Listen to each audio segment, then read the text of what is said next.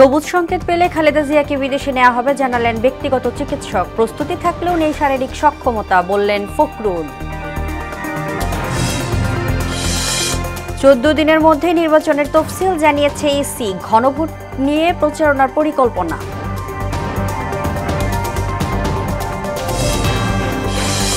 কিশোরগঞ্জের ভৈরব স্বাস্থ্য কমপ্লেক্সে কাগজ কলমে চিকিৎসক 29, কর্মরত 10, সেবাবঞ্চিত রোগী, সমাধানে আশ্বাস কর্তৃপক্ষের। এবং কাল থেকে 2 মাস মিলবে সেন্ট মার্টিনে রাত্রি যাপনের সুযোগ। মানতে হবে 12 নির্দেশনা। সকাল 7টায় কক্সবাজার ছাড়বে জাহাজ।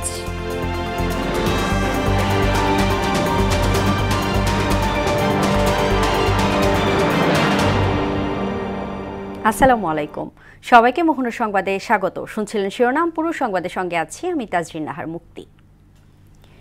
গেল 3 দিন বিএনপি চেয়ারপারসন খালেদা জিয়ার স্বাস্থ্যের অবস্থা একই রকম আছে বলে জানিয়েছে তার ব্যক্তিগত চিকিৎসক ও দলের স্থায়ী কমিটির সদস্য ডক্টর AZM জাহিদ হোসেন। তাকে যে চিকিৎসা দেয়া হচ্ছে তিনি তা গ্রহণ করতে পারছেন বলেও জানান তিনি। শনিবার রাতে রাজধানী বসুন্ধরা আবাসিক এলাকায় এভার কেয়ার হাসপাতালের সামনে এসব কথা বলেন তিনি। স্বাস্থ্য বিবেচনা ও মেডিকেল বোর্ডের অনুমতি পেলে তাকে বিদেশ নেওয়া হবে বলেও জানান বিএনপির স্থায়ী কমিটির এই সদস্য।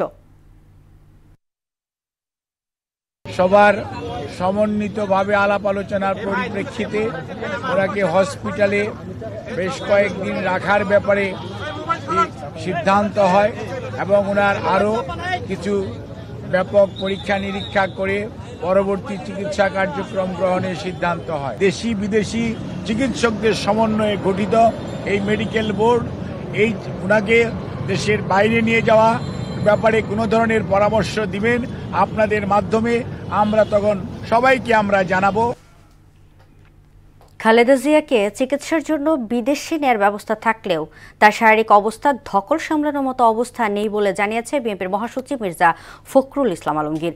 আর গণতন্ত্র পুনরুদ্ধারের প্রতীক বেগম খালেদা জিয়ার রোগ মুক্তিতে দোয়া চাইলেন দলের সিনিয়র যুগ্ম মহাসচিব রুহুল কবির রিজভী। এ সময় দলের পক্ষ থেকে হাসপাতালের আশেপাশে ভিড় না করার আহ্বান জানানো হয়। তানজিদ ভুইয়ার প্রতিবেদন। গণতন্ত্রের জীবন্ত প্রতিচ্ছবি বেগম খালেদা জিয়া 1981 সালে দলের দায়িত্ব নেয়ার পর থেকেই গণতন্ত্র পুনরুদ্ধার আর মানুষের অধিকার আদায়ে লড়াই সংগ্রাম চালিয়ে যাচ্ছেন। গেল 17 বছর রাজনৈতিক প্রতিহিংসার শিকারে পরিণত হন তিনি। জেল জুলুমে শরীরে বাসা বাঁধে নানা রোগ। 5ই আগস্টের পর নিয়মিত চিকিৎসা নিয়ে আসছিলেন তিনি। চলতি মাসের 23 নভেম্বর এভার কেয়ার হাসপাতালে ভর্তি হলে চিকিৎসকরা তাকে সিসিইউতে ভর্তির পরামর্শ দেন। বেগম খালেদা জিয়ার জন্য দোয়া চেয়ে হাসপাতাল প্রাঙ্গণে ভিড় না করার অনুরোধ জানান দলের নেতারা। ফ্যাসিস্টের বিরুদ্ধে আন্দোলন করেছেন, সংগ্রাম করেছেন। তিনি দেশবাসীর কাছে ডক্টর জাহিদ দোয়া চেয়েছেন ম্যাডামের জন্য, যে গণতন্ত্র এদেশে প্রতিষ্ঠিত হয়েছে সেটা যেন তিনি দেখে যেতে পারেন। নিজ নিজ ঘরে গিয়ে আমাদের প্রিয় নেত্রীর জন্য দোয়া করবেন, আল্লাহ পাক যাতে তাকে দ্রুত সুস্থতা দান করে। এবং আমি আপনাদেরকে আল্লাহর রহমতে তিনি আগের চেয়ে কিছুটা ভালো আছেন। আর দেশের রাজনীতিতে আপোষহীন নেত্রীর উপস্থিতি খুব বেশি প্রয়োজন বলে জানান দলের সিনিয়র যুগ্ম মহাসচিব রুহুল কবির রিজভী। আল্লাহ দেশনেত্রী বেগম খালেদা জিয়াকে সুস্থ করবেন, তিনি আবারও আমাদের মাঝে ফিরে আসবেন। তিনি এদেশের গণতন্ত্রের নিরাপত্তা, এদেশের রাষ্ট্রের নিরাপত্তা, এদেশের সার্বভৌমত্বের নিরাপত্তা, তিনি এদেশের স্বাধীনতার নিরাপত্তা। এদিকে শনিবার বিকেলে গুলশানে চেয়ারপারসনের রাজনৈতিক কার্যালয়ে এক সংবাদ সম্মেলনে বিএনপি মহাসচিব তার শারীরিক অবস্থার সর্বশেষ অবস্থা তুলে ধরেন। শারীরিক অবস্থা আল্লাহর অশেষ রহমতে যদি স্টেবল হয় তখন চিন্তা করে দেখা হবে যে তাকে বিদেশে নেওয়া সম্ভব হবে কিনা। সকলের কাছে অনুরোধ জানাতে চাই যে আপনারা কেউ দয়া করে হাসপাতালে ভিড় করবেন না। বিজয় দিবস উদযাপন কমিটির এই সংবাদ সম্মেলনে বিএনপির ভারপ্রাপ্ত চেয়ারম্যান তারেক রহমানের দেশে না ফেরার কারণ নিয়েও সাংবাদিকদের প্রশ্নের উত্তর দেন তিনি। পোস্টটা দিয়েছেন, এটাকে আপনারা ধরে নেন যে দিস ইজ দ্য পোস্ট, তার ভাষ্য এটা, আর তো কোনো ব্যাখ্যার প্রয়োজন নেই। তানজিদ ভুইয়া, মোহনা সংবাদ, ঢাকা। ডিসেম্বরের দ্বিতীয় সপ্তাহে ত্রয়োদশ জাতীয় সংসদ নির্বাচনের তফসিল ঘোষণা হবে বলে জানালেন প্রধান নির্বাচন কমিশনার এএমএম নাসির উদ্দিন। শনিবার রাজধানীর শেরেবাংলা নগর উচ্চ বালিকা বিদ্যালয়ে মক ভোটিং পরিদর্শন শেষে তিনি এ কথা জানান। এ সময় একই দিনে জাতীয় নির্বাচন ও গণভোট আয়োজনে ইসি প্রস্তুত জানিয়ে গণভোটের ব্যাপক প্রচারণার তথ্য মন্ত্রণালয়কে দায়িত্ব দেওয়া হবে বলেও জানান সিএসসি। এমআর আসাদের রিপোর্ট। ত্রয়োদশ জাতীয় সংসদ নির্বাচনের প্রস্তুতির অংশ হিসেবে মক ভোটিংয়ের আয়োজন করে নির্বাচন কমিশন। রাজধানীর একটি প্রস্তাবিত ভোট কেন্দ্রে এ অনুশীলন পরিদর্শন করেন সিইসি এএমএম নাসির উদ্দিন। পরিদর্শন শেষে সিইসি নির্বাচনের তফসিল নিয়ে কথা বলেন। জানান, ডিসেম্বরের দ্বিতীয় সপ্তাহেই আসছে ঘোষণা। একাধিকবার বলছেন তফসিল হোপফুলি আমরা যেটা আশা করছি দ্বিতীয় সপ্তাহে হবে ডিসেম্বরে, হোপফুলি। ডেটগুলো আপনারা তখন জানতে পারবেন। তফসিল হলে একটা সুন্দর গ্রহণযোগ্য পার্টিসিপেটরি ইলেকশন উপহার দেওয়ার যে একটা ওয়াদা দিয়েছে, সেটা আয়োজন করতে গেলে একটা পোলিং সেন্টারে কী ধরনের আবহ থাকা দরকার, কী ধরনের পরিবেশ থাকা দরকার, ভোটারদের কিউ কীরকম হবে, পুলিং অফিসাররা কীরকম করে বসবে, প্রিসাইডিং অফিসাররা কীরকম করে বসবে, সার্বিক বিষয়াদি, ইভেন আপনাদের সাংবাদিক ভাইদের ভূমিকা কীরকম হতে পারে, যাবতীয় বিষয়াদি আমরা আজকে প্র্যাকটিক্যাল ডেমনস্ট্রেশনের মাধ্যমে দেখতে চেয়েছি এই একটা মক ভোটিংয়ের এক্সারসাইজের মাধ্যমে। তো গণভোট যদি একসাথে করতে হয় তাহলে আমাদের টাইম ম্যানেজমেন্টের একটা বিষয় আছে। এই আজকের এই অ্যাসেসমেন্টের ভিত্তিতে আমরা ঠিক করব যে আমরা যে ভোটার সেন্টার যে 42,500 প্লাস যে পোলিং সেন্টার ঠিক করেছি, whether these number of polling stations are sufficient or not. একদিনে গণভোট ও জাতীয় নির্বাচনের জন্য ইসি প্রস্তুত উল্লেখ করে গণভোটের জন্য ব্যাপক প্রচারণা শুরুর কথাও জানান তিনি। এখন তথ্য মন্ত্রণালয়কে দায়িত্ব দেওয়া হয়েছে, এই যে কালচারাল মিনিস্ট্রিকে দায়িত্ব দেওয়া হয়েছে প্রচারণা চালানোর জন্য। আমরাও আছি সাথে, আমরা সাথে মিলে এই প্রচারণাটা ব্যাপক প্রচারণা করব। আইন শৃঙ্খলা পরিস্থিতির ইতিবাচক উন্নতি ভোটের মাঠে গুরুত্বপূর্ণ ভূমিকা রাখবে বলেও উল্লেখ করেন CEC. Law and order situation তো ইমপ্রুভ করে গেছে, অনেক ইমপ্রুভ করেছে, এবং আমরা তো continuously we are coordinating with the law enforcement agencies. আপনারা দেখতেছেন, আপনারা কভার করেছেন। এমআর আসাদ, মোহনা সংবাদ, ঢাকা। ভবন নির্মাণের ক্ষেত্রে স্থপতি, প্রকৌশলী ও ডেভেলপার প্রতিষ্ঠানের সমন্বয়ে ভূমিকম্প প্রতিরোধী নকশা প্রণয়নের তাগিদ দিয়েছে বিশেষজ্ঞরা। তারা বলেন, অবকাঠামো নির্মাণের আগে মাটির সক্ষমতা পরীক্ষা করা জরুরি। শনিবার রাজধানীর একটি হোটেলে ভূমিকম্প সচেতনতা বিষয়ক সেমিনারে এমন কথা বলেন বক্তারা।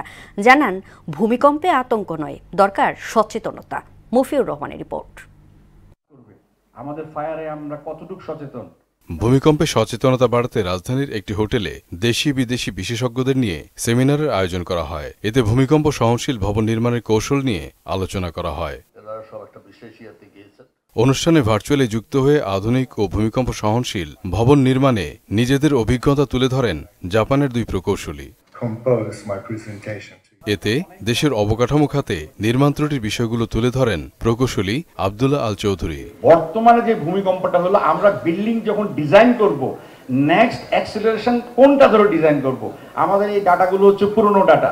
সো সাইসমোলজিদের কাছে অনুরোধ থাকবে, আমরা যেন গ্রাউন্ড মোশন স্টেশন বেশি বেশি বসাইয়া আমরা দেখতে হবে যে আমাদের বর্তমানে এবং আগামীতে যে বিল্ডিংগুলো আমরা ডিজাইন করব, সেটার স্টেশনটা থেকে যে রেকর্ডগুলো পাবো, সেগুলো দিয়ে আমরা ডিজাইন করব। ভবন নির্মাণের আগে অংশীজনদের সঙ্গে নিয়ে নকশা নিয়ে পরিকল্পনা করার আহ্বান জানান বুয়েটের সাবেক এই অধ্যাপক। Developers and then architects and engineer একসাথে বসা দরকার সবসময়। ইদানিংকালে আমি দেখতেছি the situation has improve very much. Architect ও ইঞ্জিনিয়াররা প্রায় বড় বিল্ডিং করতে গেলে পরেই আর্কিটেক্ট ও ইঞ্জিনিয়াররা বসতেছে প্রথমেই বসতে হবে। বড় ভূমিকম্প হলে এরপর কয়েক ধাপে আফটারশক আসতে পারে জানিয়ে এ নিয়ে আতঙ্কিত না হওয়ার আহ্বান জানান বিশেষজ্ঞরা। অ্যাওয়ারনেস এবং প্রিপেয়ারনেসের মাধ্যমে আমরা হয়তো লস এবং। মফিউর রহমান, মোহনা সংবাদ, ঢাকা। কিশোরগঞ্জের ভৈরব উপজেলার স্বাস্থ্য কমপ্লেক্সে 29 জন চিকিৎসকের বিপরীতে কর্মরত আছেন মাত্র 10 জন। এর আগে আছে ঔষধ ও অন্য জনবল সংকট। এমন বাস্তবতায় রোগীদের সেবা দিতে হিমশিম খাচ্ছে কর্তৃপক্ষ। সংকট সমাধানে ঊর্ধ্বতন কর্তৃপক্ষের কাছে চিঠি দেওয়া হয়েছে বলেও জানালেন হাসপাতাল কর্তৃপক্ষ। জামাল আহমেদের প্রতিবেদন জানাচ্ছেন আফরিন পপি। কিশোরগঞ্জের ভৈরবের প্রায় ১.৫ লাখ মানুষের চিকিৎসায় ভরসার নাম ভৈরব উপজেলা স্বাস্থ্য কমপ্লেক্স। সরকারি এই হাসপাতালটিতে প্রতিদিন বহির্বিভাগে গড়ে ৫০০ রোগী চিকিৎসা সেবা নিয়ে থাকেন। অথচ দীর্ঘদিন ধরে চিকিৎসক ও জনবল সংকটে এই স্বাস্থ্য কমপ্লেক্সটি। ২৯ জন চিকিৎসক থাকার কথা থাকলেও বর্তমানে মাত্র ১০ জন চিকিৎসক দিয়ে কার্যক্রম চালানো হচ্ছে। চিকিৎসক ছাড়াও অন্যান্য জনবলের অভাব রয়েছে, যা রোগীদের সেবা প্রদানে বাধা সৃষ্টি করছে। জরুরি ও বহির্বিভাগে আসা হাজার হাজার রোগী পর্যাপ্ত ও মানসম্মত সেবা না পেয়ে ফিরে যেতে বাধ্য হচ্ছেন। এছাড়া রয়েছে প্রয়োজনীয় ওষুধের সংকট। চিকিৎসার অনেক সংকট, চর্ম ডাক্তার নাই, শিশু বিশেষজ্ঞ নাই, তারপর ভালো চিকিৎসা পাওয়া যায় না। চিকিৎসক যদি আরো কিছু বাড়ায়া দেয় ভৈরব স্বাস্থ্য কমপ্লেক্সের আর আমরা জনগণ আমরা চিকিৎসা সঠিকভাবে পাইতাম। ডাক্তার খুব সংকট, প্রতিদিন এলাকার মানুষ দেশে ডেঙ্গু আসতেছে, ডেঙ্গু রোগী, অ্যাক্সিডেন্টের রোগী বিভিন্ন জেলার থেকে আসে, সেবার মান ভালো না। বিষয়টি স্বীকার করে উপজেলা স্বাস্থ্য ও পরিবার পরিকল্পনা কর্মকর্তা জানালেন, ঊর্ধ্বতন কর্তৃপক্ষের কাছে চিঠি দেওয়া হয়েছে, দ্রুত সমস্যার সমাধান হবে। আসলে ২৯ জন ডাক্তারের মধ্যে আমাদের এখানে মাত্র ১০ জন কাজ করছে, যেটা আসলে আমরা হিমশিম খাচ্ছি রোগীদের সেবা দিতে গিয়ে। এছাড়াও নাইট গার্ড থেকে শুরু করে পরিষ্কার পরিচ্ছন্নতা কর্মী সহ আরও কিছু জনবলের বেশ ঘাটতি রয়েছে। তো যদি এটা ১০০ শয্যার অনুমোদন হয়ে যায় তাহলে আশা করি আমরা এই সমস্যাগুলো কাটিয়ে উঠতে পারবো। এই সংকটগুলো কাটানোর জন্য আমি আমার ঊর্ধ্বতন কর্তৃপক্ষ সিভিল সার্জন স্যারের সাথেও পরামর্শ করেছি এবং চিঠিপত্র দিয়েছি উপরে। তো আশা করি যে স্যারের পরামর্শ অনুযায়ী স্যার একটা ব্যবস্থা নেবেন এবং আমরা অতি দ্রুত এই সংকট সমাধান করতে সচেষ্ট হব। দ্রুত জনবল নিয়োগে প্রয়োজনীয় ব্যবস্থা নেবেন স্বাস্থ্য বিভাগ, এমনটাই প্রত্যাশা স্থানীয়দের। আফরিন পপি, মোহনা সংবাদ। কাল থেকে ২ মাসের জন্য শুরু হচ্ছে কক্সবাজার সেন্ট মার্টিন রুটে জাহাজ চলাচল। থাকছে রাত্রি যাপনের সুযোগও, তবে এর জন্য মানতে হবে ১২ নির্দেশনা। প্রতিদিন ২০০০ পর্যটকের সীমা নির্ধারণ করেছে প্রশাসন।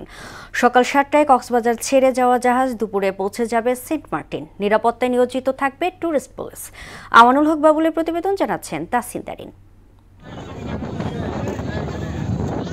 শীতের মৌসুম, ছুটির আমেজ সব মিলিয়ে পর্যটনের সোনালি সময় সামনে। ১ ডিসেম্বর থেকে শুরু হচ্ছে কক্সবাজার সেন্ট মার্টিন রুটে জাহাজ চলাচল। সকাল ৭টায় কক্সবাজারের নুনিয়ারছড়া জেটি থেকে ছেড়ে যাওয়া জাহাজ দুপুরের আগেই পৌঁছে যাবে স্বপ্নের দ্বীপ সেন্ট মার্টিনে। পরদিন বেলা ৩টায় সেই জাহাজ আবার ফিরবে কক্সবাজারে। সমুদ্রের শান্ত মৌসুম, শীতের ছুটি সব মিলিয়ে আবারও জমে উঠতে পারে দেশীয় পর্যটনের সবচেয়ে জনপ্রিয় এই গন্তব্য। ডিসেম্বর ১ তারিখ থেকে সেন্ট মার্টিন খুলছে, তো আমরা পর্যটক যারা আছি সবাই অনেক খুশি। যেহেতু এটা খুলছে খুব ভালো লাগছে। এতদিন বন্ধ ছিল আর কি, যা হোক আমরা স্যাক্রিফাইস করেছি যে অন্তত পক্ষে হচ্ছে সেন্ট মার্টিনও বাঁচুক। পর্যটকরা ওখানে এসে জায়গাটা ভিজিট করতে পারবে। দ্বীপে রাতে থাকার অনুমতি মেলায় ডিসেম্বর ও জানুয়ারিতে ব্যবসায়ীরা লাভের মুখ দেখবেন বলে মনে করেন এই পর্যটন ব্যবসায়ী। ব্যবসায়ীরা নতুন উদ্যমে পর্যটকদেরকে বরণ করার জন্য এখন মুখিয়ে আছে। অনেক দিন থেকে যে একটা ব্যবসায় ধস নেমে আসছে কক্সবাজারে, এই বিষয়টা কাটিয়ে উঠতে পারত পর্যটন ব্যবসায়ীরা। পর্যটকদের নিরাপত্তায় সার্বক্ষণিক ট্যুরিস্ট পুলিশ নিয়োজিত থাকবে জানিয়ে অতিরিক্ত ডিআইজি বললেন, হোটেলে যাতে অতিরিক্ত ভাড়া না নিতে পারে তা মনিটরিং করা হবে। কোনো হোটেল মোটেলে এবং কোনো জায়গা থেকে যেন পর্যটকদেরকে হয়রানি না করা হয় এবং ক্যামেরাম্যান থেকে যদি কেউ অন্য কোনো স্টেক হোল্ডার থেকে হয়রানি না করা হয় সেই জায়গাটা ট্যুরিস্ট পুলিশ থাকবে। আর দ্বীপে জীববৈচিত্র্য রক্ষা, বর্জ্য ব্যবস্থাপনা এবং নিরাপত্তা সব ক্ষেত্রে কড়া নজরদারি থাকবে জানালেন জেলা প্রশাসক। পর্যটকদের সেন্ট মার্টিনের যাতায়াত নির্বিঘ্ন করতে জেলা প্রশাসনের পক্ষ হতে সব ধরনের সার্বিক প্রস্তুতি গ্রহণ করা হয়েছে। বাংলাদেশের পর্যটনে নতুন প্রাণ ফেরাতে ১ ডিসেম্বরের অপেক্ষায় এখন ভ্রমণ পিপাসুরা। তাহসিন তারিন, মোহনা সংবাদ। চাঁদপুরে রোপা আমনের বাম্পার ফলন হয়েছে। এখন চলছে ধান কাটা ও মাড়াইয়ের কাজ। ফলন ভালো হওয়ায় খুশি কৃষকরা। অনুকূল আবহাওয়ার কারণে লক্ষ্যমাত্রার চেয়ে বেশি ফসল হয়েছে। উৎপাদন বৃদ্ধিতে নিয়মিত কৃষকদের পরামর্শ দিচ্ছে কৃষি অধিদপ্তর। রফিকুল ইসলাম বাবুলের প্রতিবেদন, জানাচ্ছেন সিফাত রহমান জেসি।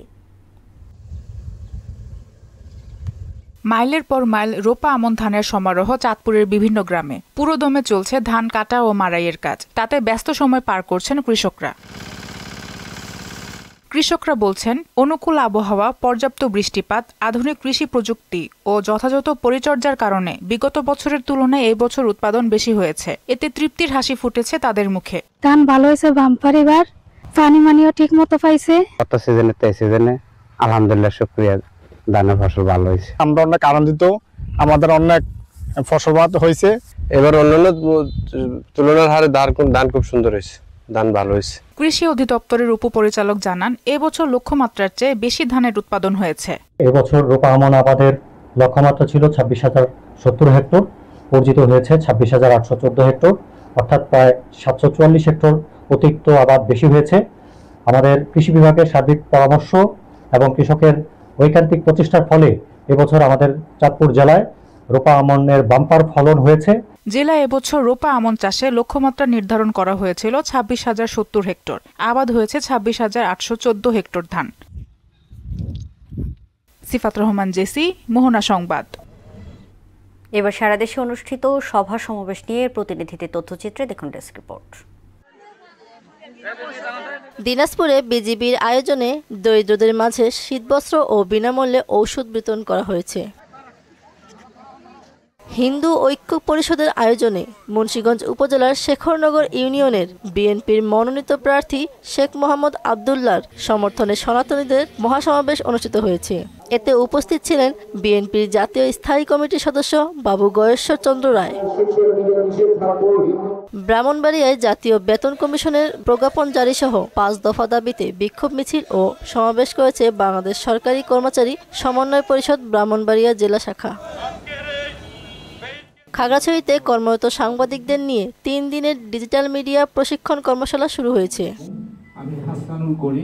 বান্দরবান পৌরসভার উদ্যোগে মেধাবৃত্তি পরীক্ষায় উত্তীর্ণ শিক্ষার্থীদের পৌর প্রতিভা সংবর্ধনা প্রদান করা হয়েছে। গাজীপুরের কালিয়াকৈরে শাহীন স্কুলের উদ্যোগে অনুষ্ঠিত হয়েছে বার্ষিক চিত্রাঙ্কন প্রতিযোগিতা। মৌসুমী শ্রমিকদের চাকরি স্থায়ীকরণ সহ 4 দফা দাবিতে টানা 5 দিনের আন্দোলন কর্মসূচি ঘোষণা করেছে ঠাকুরগাঁও চিনিকল শ্রমিক কর্মচারী ইউনিয়ন। ভোলার চরফ্যাশনে প্রোগ্রেস থ্রু ইনোভেশন সোসাইটির ব্যবস্থাপনায় 16 জন প্রয়োজনীয় অফিস দক্ষতা প্রশিক্ষণার্থীদের মাঝে সনদপত্র বিতরণ করা হয়েছে।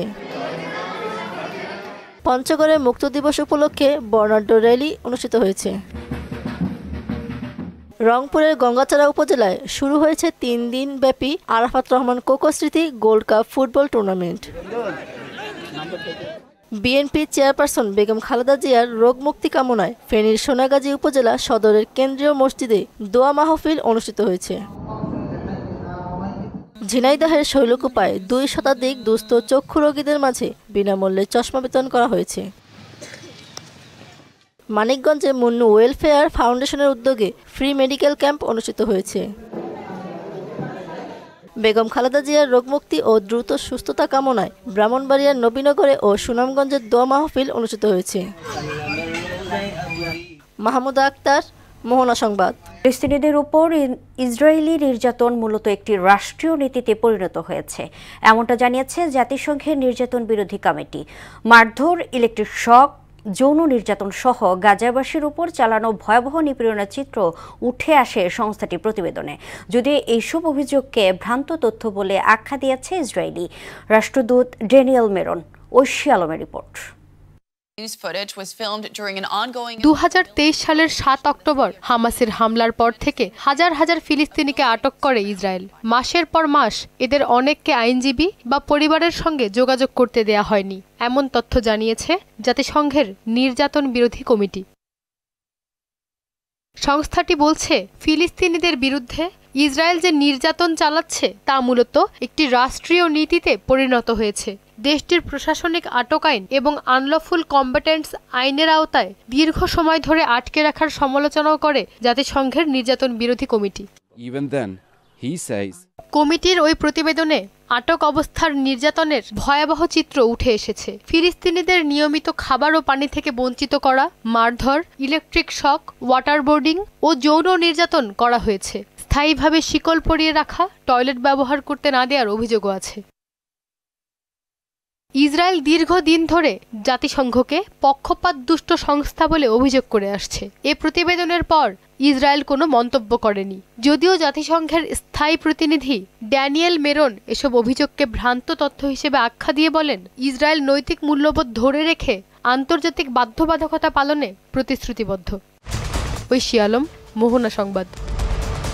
নানা বিতর্ক ও অনাকাঙ্ক্ষিত ঘটনায় বিপিএল এর গেল আসর সমালোচনা তুঙ্গে ছিল, যার মধ্যে সবচেয়ে বড় বিতর্ক ছিল স্পট ফিক্সিং নিয়ে। এরই ধারাবাহিকতায় আসন্ন বিপিএল এ ফিক্সিং এর অভিযুক্ত ক্রিকেটারদের খেলা হবে না বলে আগের জানায় বিসিবি। এবার সেই ফিক্সিং সন্দেহে থাকা ক্রিকেটারদের নাম বিপিএল নিলাম থেকে বাদ দিয়েছে বিসিবি। অভিযুক্ত ক্রিকেটার হলেন এনামুল হক বিজয়, মোসাদ্দেক হোসেন, আলাউদ্দিন বাবু, মিজানুর রহমান, নিহাত উজ্জামান, সানজামুল হক ও শফিউল ইসলাম। গেল আসরে বিজয় দুর্বার রাজশাহী এবং মোসাদ্দেক ঢাকা ক্যাপিটালসের হয়ে খেলেন। এদিকে আজ বিকেলে রাজধানীর একটি হোটেলে বসবে দ্বাদশ বিপিএল আসরের নিলাম। দর্শক, এ পর্যায়ে জানিয়ে দিচ্ছি আজকের সংবাদপত্রের গুরুত্বপূর্ণ শিরোনাম।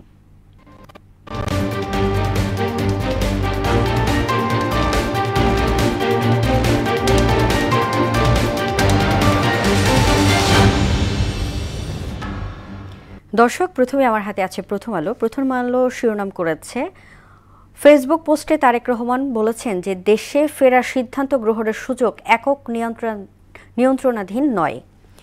পুলিশ কমিশনের খসড়ায় আমলাতন্ত্রের হস্তক্ষেপ। খালেদা জিয়া কথা বলেছেন, তবে এখনও সংকট কাটেনি। খালেদা জিয়ার অবস্থা স্থিতিশীল, লন্ডনে নেওয়ার প্রস্তুতি চলছে। এমন সংকটকালে দেশে ফেরার সিদ্ধান্ত গ্রহণের সুযোগ একক নিয়ন্ত্রণাধীন নয়। তারেক রহমান। খালেদা জিয়ার শারীরিক অবস্থা নিয়ে দেশ জুড়ে উদ্বেগ, উৎকণ্ঠা। সমকাল শিরোনাম করেছে, খালেদা জিয়ার অবস্থার উন্নতি হয়নি, তবে স্থিতিশীল আছে। সোনাদিয়া দ্বীপে দখল, অবৈধ নির্মাণ। বেসরকারি শিক্ষা প্রতিষ্ঠান, এমপিও নীতিমালায় বড় পরিবর্তন। বাংলাদেশ প্রতিদিন শিরোনাম করেছে, রাজনীতিতে বন্ধ হয়নি দুর্নীতি, তফসিল ডিসেম্বরের দ্বিতীয় সপ্তাহে। সুষ্ঠু নির্বাচন নিয়ে সাধারণ মানুষ আস্থা পাচ্ছে না, বললেন ডক্টর দেবপ্রিয় ভট্টাচার্য।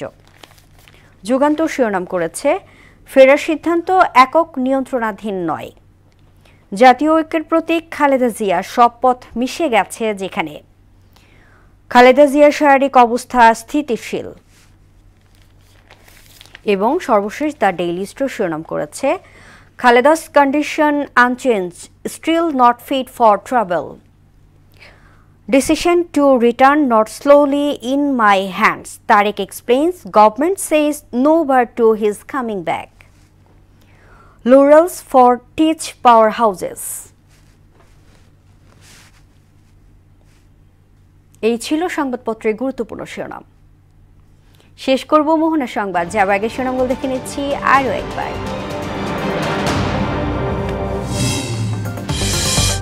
সবুজ সংকেত পেলে খালেদা জিয়াকে বিদেশে নেওয়া হবে, জানালেন ব্যক্তিগত চিকিৎসক। প্রস্তুতি থাকলেও নেই শারীরিক সক্ষমতা, বললেন ফখরুল। 14 দিনের মধ্যে নির্বাচনের তফসিল, জানিয়েছে ইসি। গণভোট নিয়ে প্রচারণার পরিকল্পনা।